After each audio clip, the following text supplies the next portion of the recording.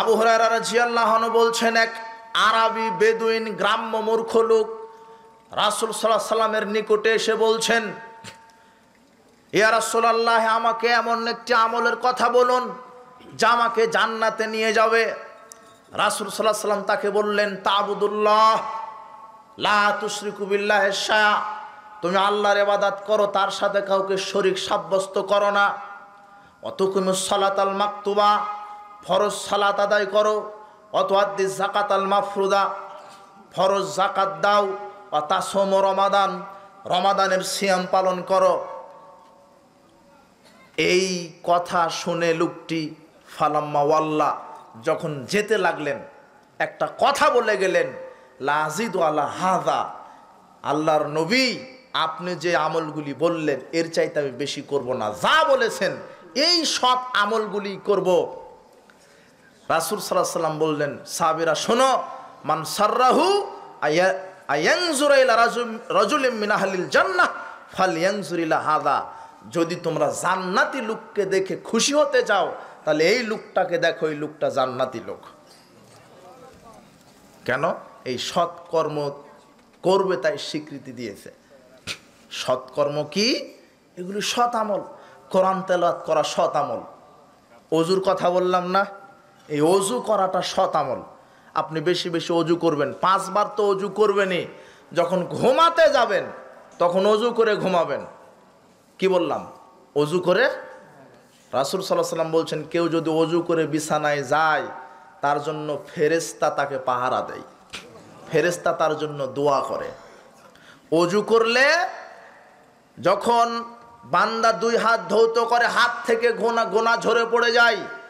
মুখমণ্ডল যখন ধৌত করে, মুখমণ্ডল থেকে গোনা ঝরে পড়ে যায়। মাথা মাসা করলে মাথা থেকে গোনা ঝরে পড়ে যায়। যখন পা ধৌত করে, পা থেকে গোনা ঝরে যায়। এইভাবে গোনা ঝরতে ঝরতে এমন হয়ে যায় সে নিষ্পাপ হয়ে যায়। পৃথিবীতে তিন প্রকারের আমল আছে, যেই 3 প্রকারের আমল করলে ওই রকম নিষ্পাপ হয়। কি রকম? মা যেদিন তাকে প্রসব করেছিল ওই রকম হয়ে যায়। কয় প্রকারের আমল? 3। সেই 3 প্রকারের আমল কি? 1, কেউ যদি হজ করতে যায়, হজ কবুল হয়, কবুল হজ নিয়ে যদি ফিরে আসে, রাসূল সাল্লাল্লাহু আলাইহি সাল্লাম বলছেন আল্লাহ তাকে ওই রকম নিষ্পাপ করে যেই দিন তার মা তাকে প্রসব করেছিল। এটা 1। 2, কোনো রোগী, অসুস্থ মানুষ, বিছানাগ্রস্ত থাকে না, 10 দিন 15 দিন 20 দিন 1 মাস বিছানাগ্রস্ত, অসুস্থ, উঠতে পারে না। অবশেষে যখন সুস্থ হয়ে বিছানা থেকে উঠে, রাসূল সাল্লাল্লাহু আলাইহি সাল্লাম বলছেন আল্লাহ তাকে ওই দিনের মতো নিষ্পাপ করে বিছানা থেকে উঠায় যেই দিন তার মা তাকে প্রসব করেছিল। বুঝতে পারেননি? আর একটা কি আমল? মুআয বিন জাবাল রাদিয়াল্লাহু আনহু বলেন, রাসূল সাল্লাল্লাহু আলাইহি সাল্লাম বললেন, আমি একদিন স্বপ্নে আমার আল্লাহকে দেখলাম।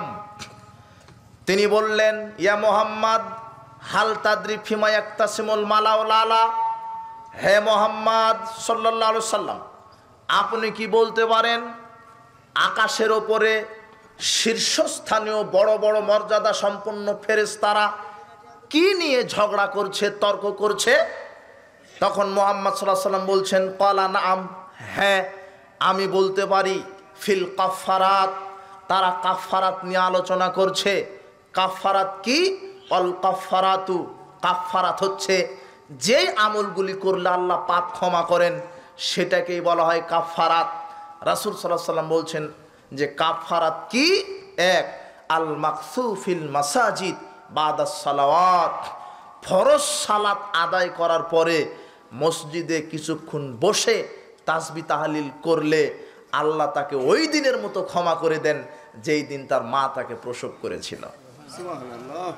আপনি সালাত আদায় করছেন আর ব্যবসার হিসাব করছেন সালাতের মধ্যেই। আপনি সালাম ফেরানোর পরে বসবেন কখন? সময়ই নাই। বোঝেননি কথা? ও খুব ব্যস্ত। আপনি মানে মসজিদে ঢুকলে আপনার জান ছটফট করে, কখন বের হতে পারে, মনে হয় যে জাহান্নামে ঢুকছেন, তাই না? নাউযুবিল্লাহ মিন যালিক। সালাত আদায় করতে দেরি, সালাম ফেরাতে দেরি, আর নাই। বুঝেন না? কিন্তু রাসূল সাল্লাল্লাহু আলাইহি সাল্লাম বলছেন, সালাতের পরে মসজিদে যারা বসে একটু সময় বাহির করে, আল্লাহ তাদেরকে কোন দিনের মতো নিষ্পাপ করবেন? যেই দিন তার মা তাকে প্রসব করেছিল। 2, ওয়াল মাশিউ আলাল আকদামি ইলাল জামাত, যারা অধিক ধাপ দিয়ে মসজিদে যায়। অধিক ধাপ দিয়ে মসজিদে যাওয়ার ফজিলত জানেন? রাসূল সাল্লাল্লাহু আলাইহি সাল্লাম বলছেন যে কেউ যদি নিজ বাড়ি থেকে অজু করে ফরজ সালাতের জন্য মসজিদের দিকে যেতে থাকে, তাহলে আল্লাহ তাকে কবুল হজের নেকি দিবেন। আর জুমার দিনে যদি আপনি জুমার সালাতের দিকে যেতে থাকেন পায়ে হেঁটে, তাহলে প্রত্যেক কদম সমান 1 বছর তাহাজ্জুদ, 1 বছর নফল সিয়ামের নেকি। বুঝেননি? আপনার মসজিদ হাফ কিলো, এই হাফ কিলো রাস্তা হেঁটে যাচ্ছেন, কত কদম লাগবে আপনার? 100 কদম ধরেন। যদি 100 কদম দিয়ে যান, তাহলে 100 বছর তাহাজ্জুদ আর নফল সিয়াম রাখলে যত নেকি, জুমার দিনের ফজিলত তত নেকির সমান। তাহলে অধিক ধাপ দিয়ে জামাতে যেতে হবে। মুসল্লি আছে সমাজে 10 জন, কিন্তু ফজরের সময়তে মুয়াজ্জিন সাহেব একাই। বুঝলেননি কথা? সালাত আদায় করেন, আপনি নিজের ইচ্ছা মতো করেন, তাই না? সালাত আদায় করেন, ওয়াক্ত মতো সালাত আদায় করতে হবে। আজকে শুনে নেন, ওয়াক্ত মতো আপনাকে সালাত আদায় করতে হবে। নিজের ইচ্ছা মতো আপনি সালাত আদায় করলে ওই সালাত আপনাকে জাহান্নামে নিয়ে যাবে। আল্লাহ ফতোয়া দিচ্ছেন কি? ফাওয়াইলুল লিল মুসাল্লিন, মুসল্লিদের জন্য, নামাজীদের জন্য ওয়াইল নামক জাহান্নাম। কারা জাহান্নামে যাবে? বেনামাজিরা তো যাবেই, কিন্তু আল্লাহ, সূরা মাউন জানেন না আপনি? সূরা মাউনের এটা কি একটা আয়াত।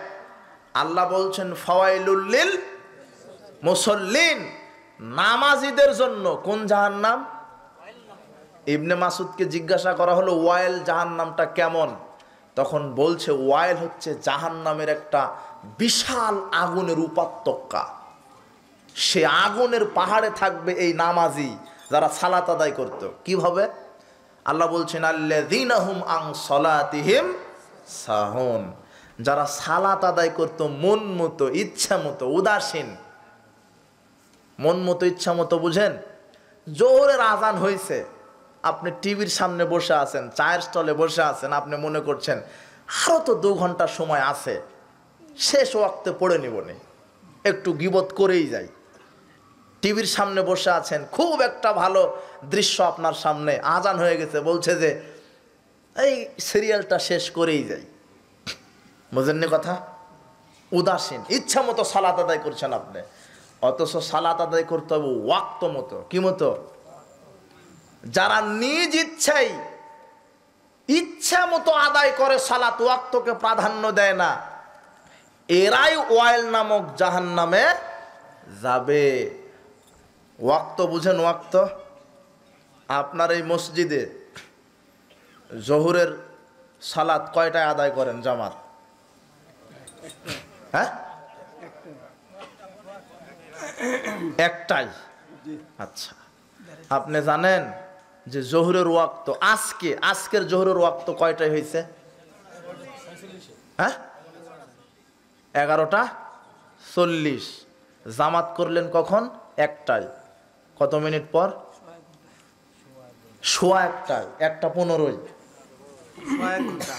হ্যাঁ, 1 ঘন্টা 20 মিনিট পর আপনি কি করলেন? যারা 1:30 মারে জামাত, বুঝলেন?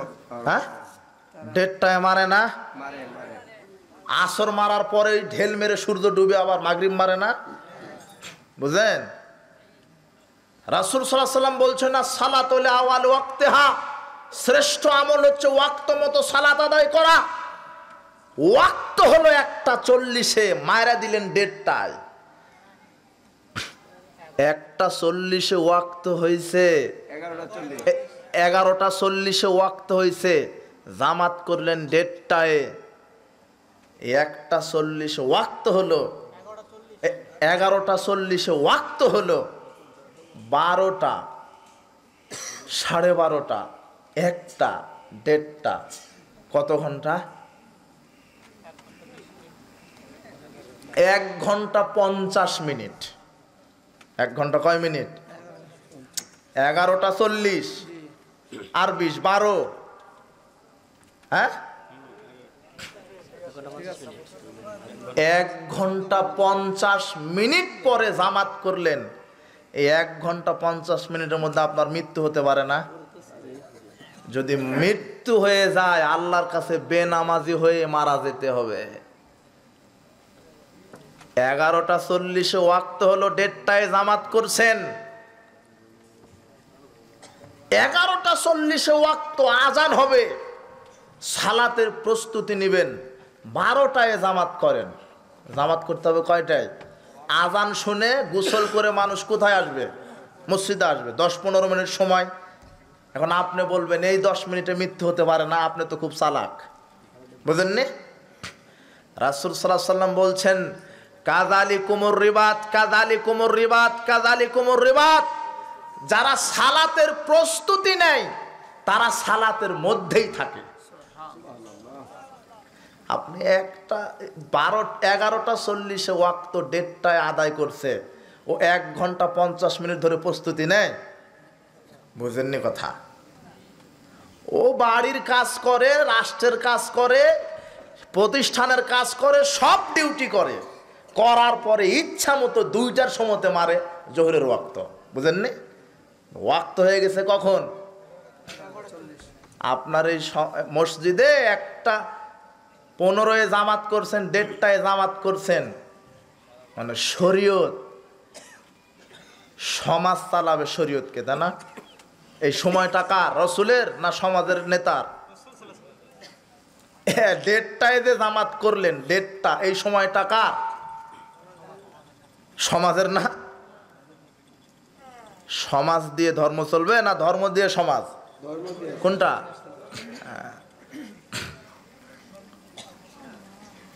আর এটা 12 মাস। এই যে 1:15 জামাত, এটা 12 মাস।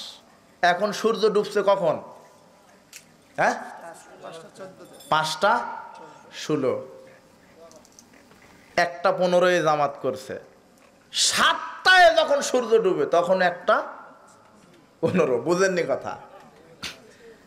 মানে এইটা কোনো নড়বড় হবে না। মাগরিব নড়বড় হয়, এশা, ফজর সব চেঞ্জ হয়, কিন্তু চেঞ্জ হয় না কোনটা? 1:15, 1:15। কিন্তু 2 ঘন্টায় দিন নাই, এইদিকে মামুর খেয়ালি নাই। বুঝেননি? ওয়াক্ত মতো সালাত আদায় করেন। শোনেন, জামাতে সালাত আদায় করার চাইতে ওয়াক্তে সালাত আদায় করার গুরুত্ব 1000 গুণ বেশি। বুঝেননি কথা? যেখানে 1:30টায় জামাত হচ্ছে, ওই জামাতের চাইতে আপনি একাই ওয়াক্ত মতো 12টায় আদায় করে নেবেন। কি বললাম আমি? বলবেন দলিল, আপনি তো আমাদের কাছে দলিল চান, তা না? দলিল কোথায়? সহিহ মুসলিম খুলেন, 1497 নম্বর হাদিস। আবু জার গিফারিকে রাসূল সাল্লাল্লাহু আলাইহি ওয়াসাল্লাম বলছেন, আবু জার, কাইফা আনতা আলাইকা উমারাউ ইউআখিরুনা সালাতা আন ওয়াক্তিহা আও ইউমিতুনা সালাতা আন ওয়াক্তিহা। তুমি সেদিন কি করবে? রাসূল সাল্লাল্লাহু আলাইহি ওয়াসাল্লাম নিজেই বলছেন, আবু জার, তুমি সেদিন কি করবে যেদিন তোমার নেতারা সালাতকে ওয়াক্ত থেকে মেরে ফেলবে? ওয়াক্ত থেকে মেরে ফেলেনি? 1450 বছর পূর্বে কথা বলছে রাসূল সাল্লাল্লাহু আলাইহি ওয়াসাল্লাম, হাদিস মুসলিমের। যখন সমাজের নেতারা, এই মসজিদ কমিটির সময়ে তো সালাত আদায় করেন আপনি, তাই না? রাসূলের সময়ে না, মসজিদ কমিটির সময়ে। রাসূল সাল্লাল্লাহু আলাইহি ওয়াসাল্লাম বলছেন, যখন এই নেতারা সালাত ওয়াক্ত থেকে সরিয়ে ফেলবে, তখন সেদিন তুমি কি করবে? তখন আবু জার জিজ্ঞাসা করেছে, ফামা তামরনি, আপনিই বলেন কি করব? তখন রাসূল সাল্লাল্লাহু আলাইহি ওয়াসাল্লাম বলছেন, সল্লি সালাত আলি ওয়াক্তিহা, তুমি সালাত ওয়াক্ত মতো কি আদায় করো। ফাইন আদরাকতাহা মাহুম, যদি তাদের সাথে আবার পাও, পড়ে নাও। ফাইন্নাহা লাকা নাফিলাতুন, তখন তাদের সাথে ওই জামাতটা তোমার কি হবে? নফল। বুঝেননি মনে হয় কথা? ওয়াক্ত মতো আপনি একাই পড়ে নেবেন। যেখানে একটা 15 জামাত হচ্ছে, আপনি 12টায় ওয়াক্ত মতো একাই পড়ে নেন। পরে সময় পালে জামাতে শরীক হন। আহমদের 3601 নম্বর হাদিস খুলেন, রাসূল সাল্লাল্লাহু আলাইহি সাল্লাম বলছেন, সল্লু ফি বুয়ুতিকুম, ওয়াক্ত হয়ে গেলে মসজিদে নয়, বাড়িতেই সালাত আদায় করো। কোথায়? বাড়িতেই। এরপরে কাজে চলে যাও, মসজিদে জামাত হোক, ওটা তোমার ঐচ্ছিক, করতেও পারো, করলে নফল হবে, না করলে কোনো গুনাহ নাই। তাহলে জামাতের মূল্য বেশি না ওয়াক্ত মতো আদায় করা বেশি মূল্য? ওয়াক্ত মতো। কিন্তু আপনি বলবেন তার মানে জামাত কি হবে? হ্যাঁ, জামাতে তো সালাত আদায় করা ফরজ। ওয়ারকাউ মা'আর রাকিঈন, আল্লাহ নিজে বলছেন জামাতে সালাত আদায় করো। কিন্তু কোন জামাত? মেরে ফেলা জামাত, তাই না? এটা না, ওয়াক্ত মতো যেই জামাত হচ্ছে, ওয়াক্ত মতো আউয়াল ওয়াক্তে যেখানে জামাত হচ্ছে, ওই জামাতে ফরজ হওয়া ওয়াজিব, ফরজ। কিন্তু যেখানে সালাত মেরে ফেলা হচ্ছে, 15-1:30টায় আদায় করা হচ্ছে, ওই জামাতে যাওয়া ফরজ না। বাড়িতে একাই ওয়াক্ত মতো আদায় করাই কি ফরজ। কিন্তু যেখানে ওয়াক্ত মতো আদায় হয়, যারা ওই ওয়াক্ত মতো জামাতে যায় না, এরা হলো মুনাফিক। এরা কি? জামাতে যারা সালাত আদায় করে না, এরা কি? মুনাফিক। কোন জামাত? ওয়াক্ত মতো জামাত। মনে থাকবে? কিছু বুঝলেন? আর আপনার বাড়ির যে হোম মিনিস্টার আছে, হোম মিনিস্টার বুঝেন? কে? বউ। জোহরটা আসরের সাথে মারে, আসরটা মাগরিবের আগে মারে। ওর এত কাজ, এই সরকারের, বাংলাদেশ সরকারের এত কাজ না,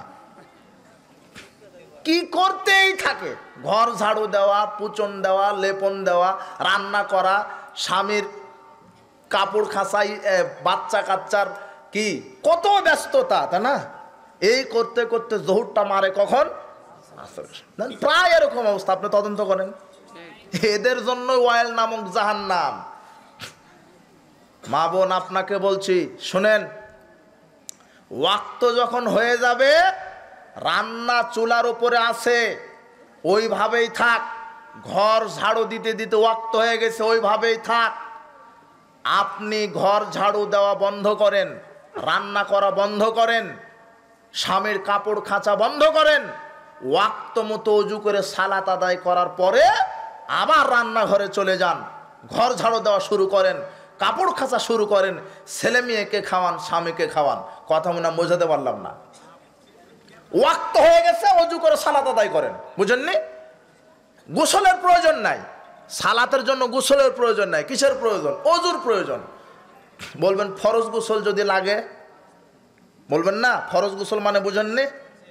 স্বপ্ন দোষ, স্বামী স্ত্রী মিলন হলে কি হয়? ফরজ গোসল হয় না? এখন আপনি বলতে পারেন যদি ফরজ গোসল থাকে, তো ফরজ গোসল থাকবে কেন? ফরজ গোসল থাকবে কেন? স্বামী স্ত্রী মিলন হয়েছে, ফজরের সালাত আছে না, তার ফজরের সালাতের আগে তাই গোসল দিতে হয়নি, তাহলে আর গোসলের প্রয়োজন আছে? বুঝেননি কথা। মানে আপনারা স্বামী স্ত্রী মিলন করেন না নাকি? জামাই, এই শুনেন, জামাই গেছে শ্বশুর বাড়ি। কোথায়? হ্যাঁ, তো চাকরি করে জামাই, 6 মাস চাকরি করে শ্বশুর বাড়ি গেছে ঈদের সময়, অন্তত 3 দিন তো থাকবে, 4 দিন থাকবে না? বোঝেননি আপনারা? হ্যাঁ, 3 দিন 4 দিন 5 দিন থাকবে তো। তো বউ নিয়ে গেছে, তো 3 দিন 4 দিনের মধ্যে কাম ভাব জাগতে পারে না? বোঝেন না? মিলনের চাহিদা হতে পারে না? মিলনও করে, কিন্তু এরা গোসল দেয় না। কেন জানেন? লজ্জা পায়। লজ্জা পায় না, শয়তানে লজ্জা পাওয়ায়। মানে শয়তান গোসল দিতে, জামাই, মেয়ে বলছে জামাইকে লজ্জা নাই, গোসল দেওয়া লাগে। জামাই আবার তার বউকে বলছে না না গোসল দিও না, শ্বশুর শাশুড়ি বুঝতে পারলে কেমন লাগবে, লজ্জা লাগবে। শ্বশুর শাশুড়ি খোঁজা, তাই না? বুঝেননি কথা।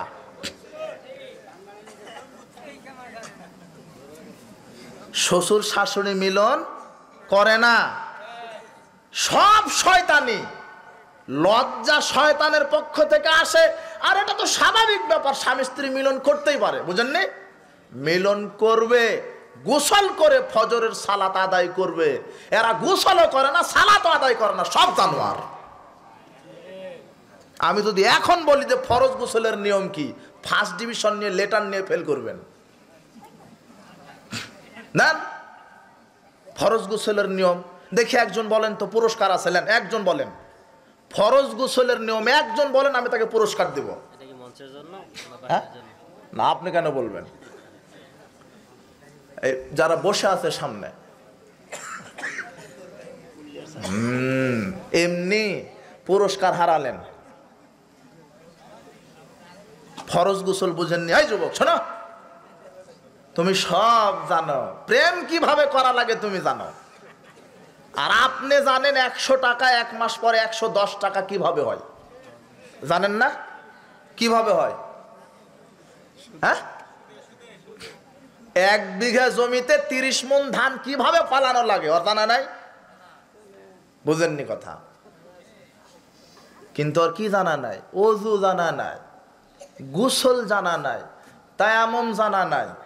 একজনকে বলা হলো, ভাই ওসর আদায় করেন, বলছে ওসর কি জিনিস, কখন খাওয়া লাগে?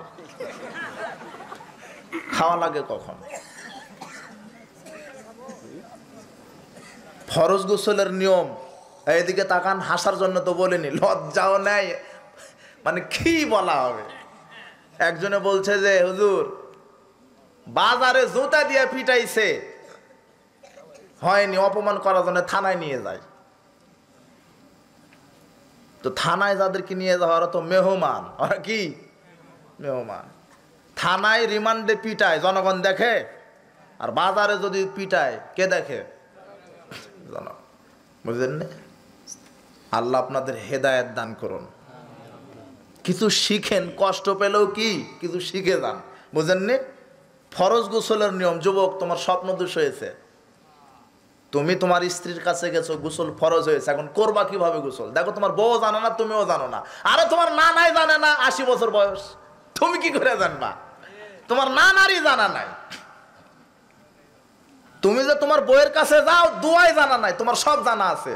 তুমি কেমিস্ট জানো, ফিজিক্স জানো, বায়োলজি জানো, ম্যাথ জানো, ত্রিকোণমিতি, পরিমিতি জানো, তুমি বিক্রিয়া জানো, সব জানো, তুমি জানো না কি? শুধু জানাজার দোয়া তোমার জানা নাই। তুমি সালাত জানো না, তুমি ওযু জানো না, স্ত্রীর সাথে মিলন করতে হয় কোন দোয়া পড়ে এটাই জানো না। তো তুমি কি জানো? তোমার বাপ যে মারা গেল, তুমি বিসিএস ক্যাডার, অথচ জর্দাখুর 5 পাশের ইমামকে দিয়ে তুমি জানাজা করায় নিলা। তোমার লজ্জা শরম ঘৃণা পিত কিছুই নাই। বিসিএস ক্যাডার সব জানে, জানা না কি? জানাজার দোয়া বিসিএস ক্যাডারের সব জানা আছে, কিন্তু জানা নাই কি? নৌকা পার হচ্ছিল নদী, তো মাস্টার সাহেব বলছে, মাঝি অঙ্ক জানিস? তো মাঝি বলছে, না অঙ্ক জানি না। তো তোর জীবন তো 12 আনাই বৃথা। এরপরে বলছে, ইংরেজি জানিস? তো না, ইংরেজি তো জানি না। তো 14 আনাই তো বৃথা। হঠাৎ করে মেঘ এসে ঝড় বৃষ্টি শুরু হয়ে গেছে। এইবারে নৌকা কি করতে লাগলো? দোলা শুরু হয়েছে। এখন মাঝি বলছে, মাস্টার সাহেব, যারা মাস্টার আছে মন খারাপ করে না, এটা উদাহরণ, মাস্টার সাহেব সাঁতার জানেন? বলছে, তা তো জানি না। এখন মাঝি বলছে, আমার নয় অঙ্ক ইংরেজি না জানার কারণে 14 আনা পর্যন্ত শেষ, 2 আনা তো আছে। আপনি যে এখন সাঁতার জানেন না, আপনার জীবন তো 16 আনাই বৃথা। তো আপনার ছেলে বিসিএস ক্যাডার, ডাক্তার নামের বাটপারো, সব জানে, জানে না সূরা ফাতিহা, ওর সালাত নাই একেবারে, ওর কিছুই নাই, তার মানে ওর সারা জীবনই বৃথা। বুঝেননি? হ্যাঁ, বুঝেন ভালো করে। ফরজ গোসলের নিয়ম জানেন না, শিখাবে কে? ওয়াজ মানে কি? বাঘের মতো গর্জনে, বাপরে বাপ, হুজুর একখানে আসছিল ওয়াজ করে গেছে, ওগুলো ওয়াজ আমরা করি না। 2 মিনিট কথা বললেও কিছু শিখতে হবে আপনাদের, কথা মনে বুঝতে পারেন না, কিছু শিখে এখান থেকে উঠবেন। ফরজ গোসলের নিয়ম, এই যুবক তুমি দেখো, তোমার বাপকে তাকাতে বলো এইদিকে, দেখো কিভাবে ফরজ গোসল করতে হয়। গোসলখানা গিয়েই 2 হাত কবজি পর্যন্ত ধোবা, 2 হাত কবজি পর্যন্ত।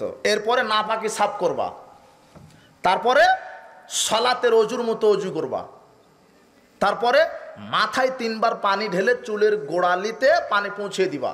মহিলাদের চুলের বেনি খুলতে হবে না, খোলার প্রয়োজন নাই, তবে চুলের গোড়াতে পানি পৌঁছে দিতেই হবে। এক, গোসল ফরজ গোসলের নিয়ম 1, 2 হাত কবজি পর্যন্ত। 2, লজ্জাস্থান ভালো হয় পরিষ্কার, নাপাকি পরিষ্কার। 3, সালাতের অজুর নাই অজু। 4, 3 বার মাথাতে পানি দিয়ে চুলের গোড়াতে পানি পৌঁছানো। 5, সারা শরীর ধৌত করা। কি হলো, কোথায় 6টা হয়েছে? আচ্ছা, 5টা মনে থাকবে। শুধু অজু করি, অজুর সালাতের অজুর নেই, অজু করে 3 বার পানি দিয়ে শরীরে পানি দিয়ে মুসলিমের কাছে এইভাবে আছে। একটা হাদিস ফতোয়ার জন্য যথেষ্ট না। মুসলিম, আবু দাউদ, তিরমিজি অনেকগুলি হাদিসে বিভিন্ন বর্ণিত হয়, তবে গোসল হয়ে যাবে। কিন্তু সঠিক নিয়মটা জানেন, বুঝেননি? অজু করে লজ্জাস্থান ধুয়ে অজু করে সারা শরীর ধৌত করলে গোসল হয়ে যাবে, কিন্তু রসুলের সুন্নাহ নিয়ম অনুযায়ী তো হলো না। আমি রসুল সাল্লাল্লাহু আলাইহি সাল্লামের সুন্নাহ শিখালাম, বুঝছেন? আচ্ছা, শেষ। আর কি বলছিলাম? রাত হয়ে গেছে অনেক। এখন কি বলছিলাম মনে নাই? হ্যাঁ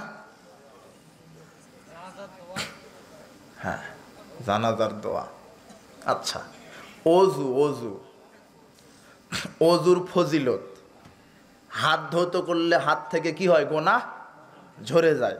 মাথা, পা, গোনাহ কি হয়ে যায়? ঝরে যায়। 3 প্রকারের আমল আছে, করলে মা যেদিন প্রসব করছিল সেই দিনের মতো কি হয়? নিষ্পাপ হয়। এটা বলছিলাম না? হ্যাঁ, এটা বলতে গিয়ে বলছিলাম যে সালাত আদায়ের পরে যে মসজিদে থাকে, জিকির আজগার করে, অধিক ধাপ দিয়ে যে মসজিদে যায়। 3, ইসবাগুল উযুই ফিল মাকারিহে, কষ্ট হওয়া সত্ত্বেও যারা পূর্ণভাবে উজু করে। এই যে শীতের সময় আসছে, কষ্ট হবে না? শীতের সময় উজু করতে কষ্ট না? এই কষ্ট হওয়া সত্ত্বেও যারা পূর্ণভাবে উজু করবে, এই 3টা কাজ যারা করবে: 1, সালাতের পরে মসজিদে বসে তাসবিহ তাহলিল করা। 2, অধিক পদক্ষেপে জামাতে যাওয়া। 3, কষ্ট করে পরিপূর্ণভাবে ওযু করা। এই 3টা আমল যে করবে, আসাবি খাইরিন না মাতাবি খাইরিন, তার বেঁচে থাকা কল্যাণকর হবে, মরে যাওয়াও কল্যাণকর হবে। ওয়া কানা মিন খাতিয়াতাকি ওয়া মিন ওলাদাত উম্মুহ, আল্লাহ তাকে ওই দিনের মতো নিষ্পাপ করবেন যেই দিন তার মা তাকে প্রসব করেছিল। বুঝেছেন? এটা হলো কাফারাত। একটা নয়, 3 প্রকারের আমল বলেছি যে মায়ের মতো প্রসবের মতো নিষ্পাপ হয়, তার এটা অজু। 2 কি বলেছি? হজ, তাই না? আর একটা জানি কি বললাম, রেকর্ড আছে, শুনে নিয়েন। যাক, 3টাই বলে দিয়েছি। আর এরপর রাসূল সাল্লাল্লাহু আলাইহি ওয়াসাল্লাম বলছেন দারাজাত, ফেরেশতারা দারাজাত নিয়ে আলোচনা করছে। দারাজাত কি? মর্যাদা। 3টা আমলে মানুষের মর্যাদা বাড়ে। কয়টা? 3টা। 1, ইফশাউস সালাম, বেশি বেশি সালামের প্রচলন করা। বেশি বেশি কিসের প্রচলন? মানুষকে সালাম দিবেন, মর্যাদা বাড়াবেন কে? 2, ইতামুত তাম, অভুক্তকে খাদ্য খাওয়ানো। অভুক্তকে খাদ্য খাওয়ালে মর্যাদা বাড়িয়ে দিবেন কে? আল্লাহ। 3, সালাতু বিল লাইল ওয়ান নাসু নিয়াম, মানুষ যখন ঘুমিয়ে থাকে ওই সময়তে যারা তাহাজ্জুদের সালাত আদায় করে মর্যাদা বাড়িয়ে দিবেন কে? আল্লাহ। এগুলো হচ্ছে এক একটা আমলে সলেহ, সৎ আমল, নেক আমল। অনেক সৎ আমল ছিল, বলতে পারলাম না, সময় একেবারে শেষ, আমার হাতে সময় নাই। এখন আল্লাহ সুবহানাহু ওয়া তাআলা বলছেন, ইন্নাল্লাহা ইউদখিলুল্লাযীনা আমানু ওয়া আমিলুস সালিহাত, নিশ্চয় যারা ঈমান আনবে, আমলে সালেহ করবে, জান্নাতিন তাজরি মিন তাহতিহাল আনহার, আল্লাহ তাদেরকে এমন জান্নাতে প্রবেশ করাবেন যার তলদেশ দিয়ে, পাদদেশ দিয়ে নহর প্রবাহিত হবে। ইউহাল্লাউনা ফিহা মিন আসাবিরা মিন যাহাবি ওয়া লুলুআ, যাদেরকে স্বর্ণের মণিমুক্তার কাকন পরিয়ে দেওয়া হবে। ওয়া লিবাসুহুম ফিহা হারির, যাদেরকে রেশমি পোশাক পরিয়ে দেওয়া হবে। কেন? কি জন্য? যারা ঈমান এনেছে, ঈমানের সাথে আমলে সলেহ করেছে, সৎ আমল করেছে। আল্লাহ সুবহানাহু ওয়া তাআলা আমাদেরকে বেশি বেশি সৎ আমল করার তৌফিক দান করুন, আল্লাহুম্মা আমিন। ঝাড়ফুঁক করে টাকা নেওয়ার বিধান কি? ঝাড়ফুঁক, জি, ঝাড়ফুঁক করে টাকা নেওয়ার বিধান আছে, নিতে পারে। তবে ঝাড়ফুঁক যেন কুফরি ঝাড়ফুঁক না হয়, ওটা তো এমনিতেই শিরক হবে। কোরআন হাদিসের বিভিন্ন মাসনুন দোয়ার মাধ্যমে ঝাড়ফুঁক আছে। রাসূল সাল্লাল্লাহু আলাইহি সাল্লাম বিভিন্ন লোকদেরকে, অসুস্থ মানুষের গায়ে হাত দিয়ে দোয়া পড়তেন। লাবাসা তহুরুন ইনশাআল্লাহ, আজিবিল বাস রব্বিন নাস ওয়াশফাংতা শাফি লা শিফা ইল্লা শিফাউক শিফান লা ইয়াগুরু সাকামা। এভাবে তিনি মানুষকে কি করতেন? দোয়া করতেন। তিনি সূরা ফাতিহা ইখলাস, আয়েশা রাদিয়াল্লাহু তাআলা আনহা বলছেন, আমরা যখন অসুস্থ হয়ে যেতাম তখন এগুলি দোয়া পড়তেন, আমাদের শরীরে হাত বুলিয়ে দিতেন, ইখলাস ফালাক নাস পড়ে ঝাড়ফুঁক করতেন। কিন্তু ঝাড়ফুঁক করে যে টাকা নেওয়ার বিধান, এটা তো জিজ্ঞাসা, তাই না? হ্যাঁ, রাসূল সাল্লাল্লাহু আলাইহি সাল্লামের সুন্নাতি এবং কোরআনের আয়াতের মাধ্যমে সহি রীতিতে যারা ঝাড়ফুঁক করে, যারা শিরকের কুফরির আশ্রয় নেয় না, এরা ঝাড়ফুঁক করার মাধ্যমে টাকা নিতে পারবে। বিধান, দলিল বুখারী 5737 নম্বর হাদিস। কিভাবে? একদল সাহাবীরা একটা এলাকার নিকট দিয়ে যাচ্ছিল। তো এলাকার নিকটে সাহাবারা বলছেন, আমরা তোমাদের মেহমান কিছু আপ্যায়ন করাও। তো অস্বীকার করলো। ওই এলাকার ওই গোত্রের এক নেতাকে সাপে কামড়ে দিল। সাপে যখন কামড়ে দিল তখন বলছে, তোমাদের সাহাবীদের মধ্যে বলছে, সাহাবীদের ওই দলের মধ্যে বলছে, তোমাদের মধ্যে কি কেউ কোনো ঝাড়ফুঁককারী আছে নাকি? তাই সাহাবারা বলছে তখন, হ্যাঁ, ঝাড়ফুঁক করতে পারি যদি আমাদেরকে কিছু হাদিয়ে দেওয়া হয়। তখন এক সাহাবী সূরা ফাতিহা পড়ে থুতু দিলেন, ফুঁ দিলেন, সরাসরি বিষ পানি হয়ে গেল, গোত্রের নেতা ভালো হয়ে গেল। গোত্রের নেতা তখন এই ঝাড়ফুঁকের বিনিময়ে এক পাল ছাগল দান করলেন। হ্যাঁ, 30টা, হ্যাঁ হাদিসে আসছে, 30টা ছাগল দান করলেন। সাহাবারা বলছে, আমরা তো খেলাম, রাসূল সাল্লাল্লাহু আলাইহি সাল্লামকে যখন এটা বললাম, বলছে আমার জন্য কিছু রাখো। হ্যাঁ, তার মানে বিধান আছে নাকি? আরে ফতুয়া যে ইমামতি করে বেতন নিতে পারবে না, তা না, ঘুষ খাতে পারবে, তা না? ইমামের ভাত খাওয়া লাগে না, আল্লাহ আকাশ থেকে দেয়, আপনার খাওয়া লাগে, তা না? আরে বেকুব, ইমামের বেতন সবচেয়ে বেশি হবে। যে কোরআন জানে তার বেতন বেশি, যে মুয়াজ্জিন জানে তার বেতন সবচাইতে বেশি। তোমার সূরা ফাতিহা না জেনে বিসিএস ক্যাডার হয়ে বসে আছে, 1.5 লক্ষ টাকা বেতন পায়। আহারে জাতি, এদেরকে আল্লাহ হেদায়েত দান করুন। বেতন বেশি পাবে কারা? আলেমেরাই। বক্তৃতা দিয়ে টাকা নেওয়া জায়েজ কিনা? বক্তৃতা দিয়ে টাকা নেওয়া জায়েজ, কিন্তু কন্ট্যাক্ট করে না। এরা আবার ধর্ম ব্যবসায়ী আছে, যে 40-50 হাজার টাকা দেওয়া লাগবে, 1.5 লাখ দেওয়া লাগবে। তারপরও দিনে আমার মাহফিল আছে অমুক জায়গায়, বিমান ভাড়া দিতে হবে, 50,000 আগে পাঠায় দেন। যখন বিমান উঠবো তখন 50,000 ঢুকায় দিবেন, মঞ্চে উঠার সময়তে 50 দিবেন, নামার পরে 50 দিবেন, 2 লাখ। কেমন সুরের সুর, বুঝেননি কথা? তবে আলেম ওলামারা আসলে সম্মান করবেন, বুঝেননি? কন্টাক্ট করা, ওরা তো ব্যবসায় করছে, আল্লাহ ওদেরকে হেদায়েত দান করুন। কিন্তু একজন আলেম যখন আসবে ঢাকা থেকে, কুমিল্লা থেকে, চট্টগ্রাম থেকে, রাজশাহী থেকে, সম্মান করতে হবে না? আপনারা এটা আপনাদের বিবেকও থাকে। একটা লোক আসে কষ্ট করে গাড়ি নিয়ে, এমন হাদিয়া দেন যে তেল খরচই হয় না, কষ্ট হয় না? ফতোয়া অন্যদিকে দিয়েন না যে বক্তৃতায় টাকা নেওয়া লাগে। তুমি টাকা নাও কেন? আল্লাহ হেদায়েত দান করুন। কোন ব্যক্তি জানে 5 ওয়াক্ত সালাত ফরজ, কিন্তু অবহেলা করে সালাত আদায় করে না, সে কি কাফের হবে? অবহেলা করে সালাত আদায় করে না। আচ্ছা, কেউ যদি সালাতের ফরজিয়াতকে অস্বীকার না করে, সালাতের ফরজিয়াতকে অস্বীকার না করে, অবহেলা অলসতায় যদি সালাত পরিত্যাগ করে, তাহলে এ হবে হলো ফাসেক, কাফের নয়। যেহেতু সে আমলগত কুফরি করেছে, আকীদাগত কুফরি করেনি, অস্বীকার করেনি। তারা বলে যে সালাত আদায় লাগবে না, তারা স্পষ্ট কি কাফের। কিন্তু যারা স্বীকার করে কিন্তু অলসতা অবহেলায় করে না, 2 ওয়াক্ত করে, 1 ওয়াক্ত করে না, বা করে না অবহেলায়, ফরজিয়াত অস্বীকার করে না, আমলগত কুফরি করে, একে স্পষ্ট সরাসরি কাফেরের মতো কাফের বলা যাবে না।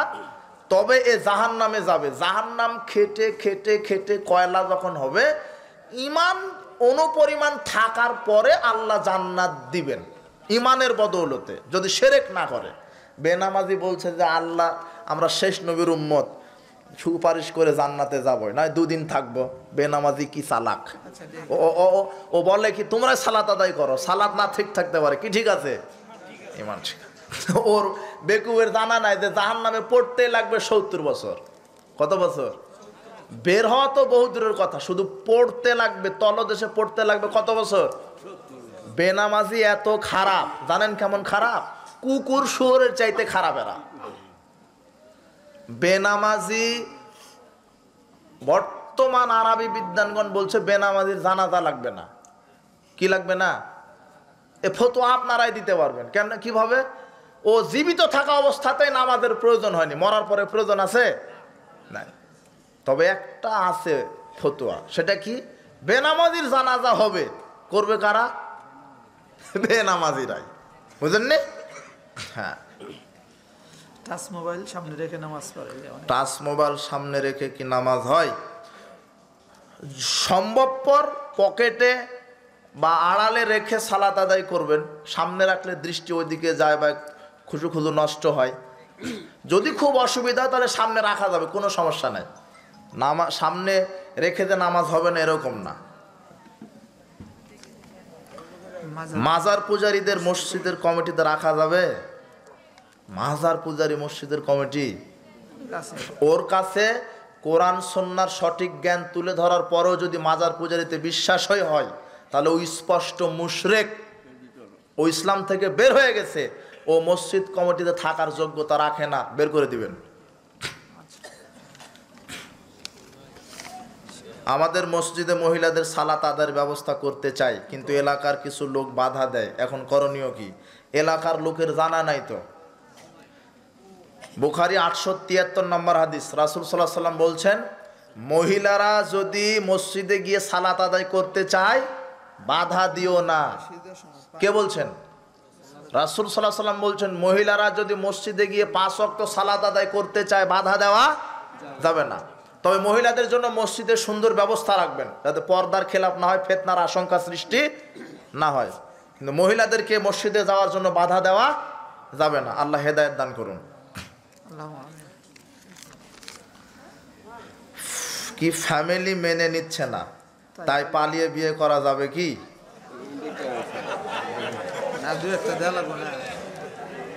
আচ্ছা আচ্ছা আচ্ছা,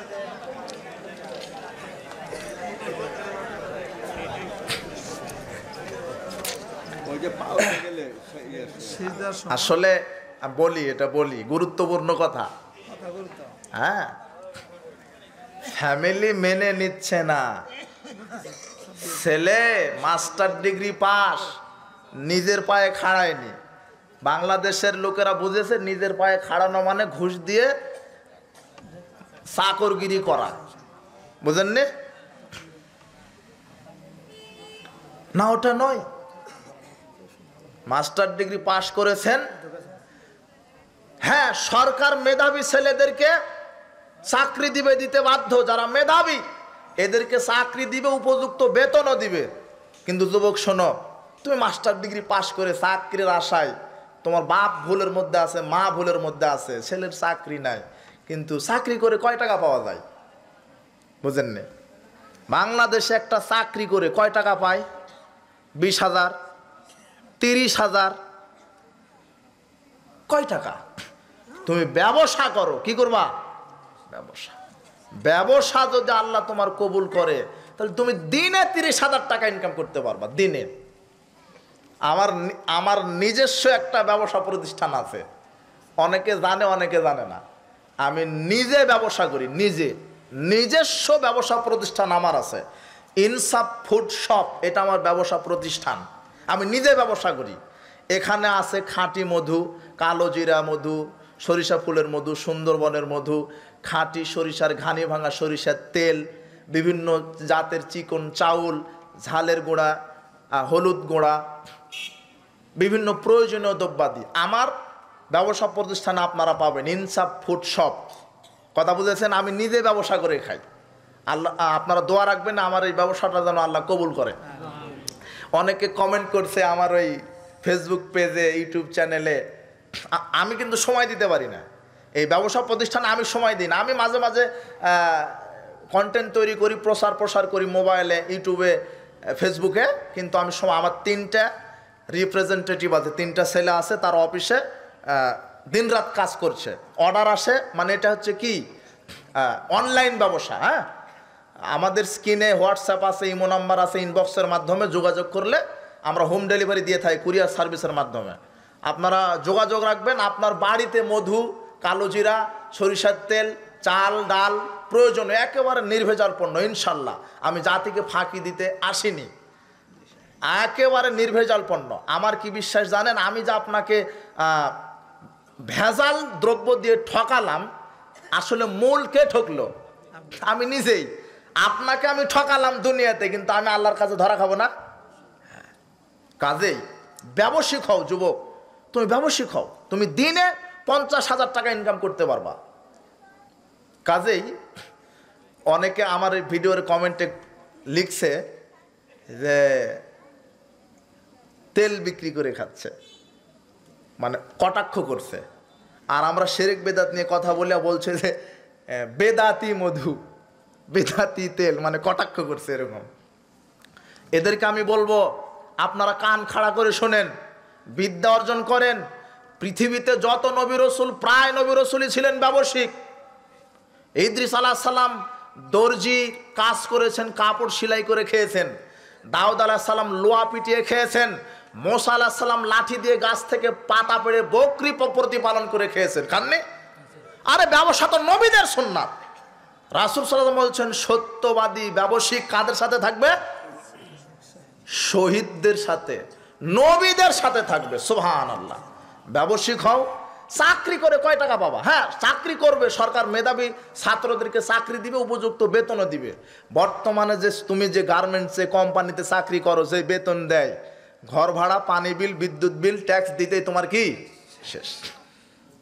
এগুলি চাকরি করার দরকার নাই তো। তুমি ব্যবসায়িক হও, চকলেট বিক্রি করো, কলা বিক্রি করো, তারপরে মুরগি কিনবা, মুরগি বিক্রি করে বকরি কিনবা, বকরি বিক্রি করে গরু, গরু বিক্রি করে বড় ব্যবসা করবা, বুঝলে? আরে বড় হতে সময় লাগবে। তুমি রাতারাতি ব্যাংক থেকে লোন নিয়ে কোটিপতি হতে যাচ্ছ কেন? তোমার বাপ বলছে কি, আমাকে বলছে জামাই একখান পাইছি আকবর সাহেব, কি তো ব্যাংকে চাকরি করে 5 কোটি টাকা লোন পেয়েছে। 5 কোটি টাকা পেয়ে ঢাকা গুলশানে বাড়ি করেছে। আমি বলছি আপনার জামাইয়ের জানা যায় নাই শরীয়তে। খুব খুশি, খুব। ব্যাংক থেকে লোন নিয়ে বাড়ি গাড়ি করছেন কেন, ব্যবসা করছেন কেন? মোটরসাইকেলের শোরুম, জুতার শোরুম, আপনার চাল ডাল মুদিখানা ব্যাংক থেকে লোন নিয়ে করছেন, অথচ শরীয়তে আপনার জানা যায় নাই। সুদ হারাম থেকে বাঁচেন, ব্যবসা করো যুবক। হ্যাঁ, ফ্যামিলি মেনে নিচ্ছে না, বুঝাও। তোমার অন্তর তো আল্লাহ জানে। আমি যখন ফতোয়া দিব কি কারণে, হয়তো বা তুমি পড়াশোনা না করেই বয়স হয়নি, বা তুমি যৌবনের তাড়নায় বিবাহ করতে চাচ্ছ, তুমি ধৈর্য ধরো। কিন্তু তারপরও তোমার উপরে বিবাহ ফরজ হয়ে গেছে। তুমি ইচ্ছা করলে স্ত্রীকে নিয়ে এসে পর্দায় রাখতে পারো, শরীয়ত অনুযায়ী মেনটেন করতে পারো, তোমার ক্ষমতা আছে। এরপরেও যদি তোমার ফ্যামিলি বিবাহ না দেয়, তোমার যৌবন রক্ষার্থে, চরিত্র নিষ্কলুষতায় তুমি বিয়ে করো, তবে পালিয়ে না। কি বললাম? জানিয়ে করো যে আব্বা আমি বিয়ে করলাম। ওই সময়তে আব্বা যদি রাজি না থাকে একটাও গুনাহ হবে না। কি বললাম? এটাই ফতোয়া। আর মেয়েদের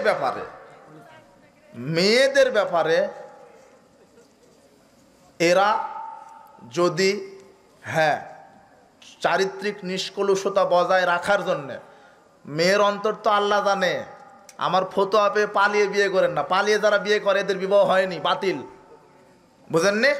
পালিয়ে বিবাহ করা বাতিল। মেয়েরা বারবার বুঝাবে বাপকে, আল্লাহর কাছে দোয়া করবে, বিষয়টা সহজ হয়ে যাবে। সব দিকে শরীয়তের সব বিধান, মেয়ের বিবাহ জরুরি। বয়স 26, 28, 30 হয়ে যাচ্ছে, এরপরও যেই পিতা তার মেয়েকে বিবাহ দিচ্ছে না, ওই মেয়ে সমাজের কাউকে অলি করে বিবাহ করবে। কথা কি ক্লিয়ার? বুঝেননি কথা? জি জি। তাই বলে ভুল বুঝেন না, উল্টা ফতোয়া বুঝেন না। জি সাব্বিহ ইসমা রাব্বিকাল আলা বলার পরে সুবহান রাব্বিয়াল আলা বলে, জি। এটা কি কতটুকু শুনছেন? ও আচ্ছা, সাব্বিহ ইসমা রাব্বিকাল আলা। জি, সুবহান রাব্বিয়াল আলা এর দলিল আছে, বলা যাবে, সমস্যা নাই। তবে সূরা বাকারার শেষ 2 আয়াত তেলাওয়াত করার শেষে বলে আমিন, বলা যাবে না। সূরা 3-এর শেষে কি বলে? হ্যাঁ, না বালা ভালো বলা আনা আলা জালিকা মিনাশ শাহিদিন। হ্যাঁ, এটাও বলা বেদাত। সূরা আলার শেষে বলবেন, সূরা আলার এই যে শুরুর আয়াতে বলবেন সুবহানা রাব্বিয়াল আলা। সূরা কিয়ামার শেষ আয়াতে আছে, সূরা কিয়ামার শেষ আয়াতটা কি? আচ্ছা, আলাই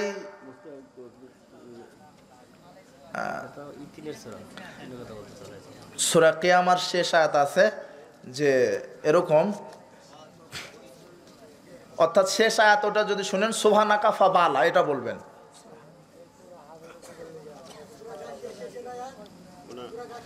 হ্যাঁ, সূরা গাশিয়ার শেষ আয়াত, এটা শোনার পরে জিনারা বলছিল আল্লাহ মাহাসিবনি হিসাবা ইয়াসিরা, জিনারা বলছিল। আসলে এটা বললেই যে বলতে হবে এরকম না, তবে বলেন, সমস্যা নাই। আর আরেকটা হচ্ছে আর রহমানের একটা আয়াত আছে, ফাবি আইয়া আলা রব, হ্যাঁ হ্যাঁ, আইহিয়াল মাউতা, হ্যাঁ, তাই না? এর জবাবে বলবে সুবহানাকা ফাবালা। হ্যাঁ, অবশ্যই তুমি মৃত্যুর পরে আমাদেরকে জীবিত করবে, এটা। আর সূরা রহমানের আয়াতটা কি? ফাবি আইয়া আলা ইয়া রাব্বিকুমা তুকাজ্জিবুন। এর জবাব বলবে রব্বানা নুকাজ্জিবু ফালাকাল হামদ লা বিশাইয়্যিম মিন নিয়ামিকা, রব্বানা নুকাজ্জিবু ফালাকাল হামদ, এটা বলবা। এগুলা কিন্তু এই যে কি বললেন, হ্যাঁ, এটা বলা যাবে, সমস্যা নাই। এরপরে আর কি? এটা আপনার সম্পর্কে জানতে চাচ্ছে অনেকে। আমার শিক্ষা সম্পর্কে কিছু, আপনার শিক্ষা সম্পর্কে কিছু বলুন। আমার শিক্ষা হচ্ছে, আমি জেনারেল শিক্ষিত মানুষ। Primary, high school, intermediate, Naogaon সরকারি ডিগ্রি কলেজ থেকে কেমিস্ট্রিতে অনার্স। মাদ্রাসাতে পড়াশোনা ওইভাবে করা হয়নি, তবে মাদ্রাসার যে সিলেবাস আছে দাখিল, আলেম, ফাজেল, এই বইগুলি পড়ে পরীক্ষা দিয়েছি। এগুলি ধর্ম চর্চা করি। মাদ্রাসায় ওইভাবে পড়াশোনা হয়নি। আসলে আমি জেনারেল শিক্ষিত মানুষ, তবে আমি ধর্ম চর্চা করি। আপনারা দোয়া রাখবেন। আর আমি যেই কয় মিনিটটা যেই কথাই বলি, নিজে তদন্ত করে পড়াশোনা করেই আমি কথা বলি।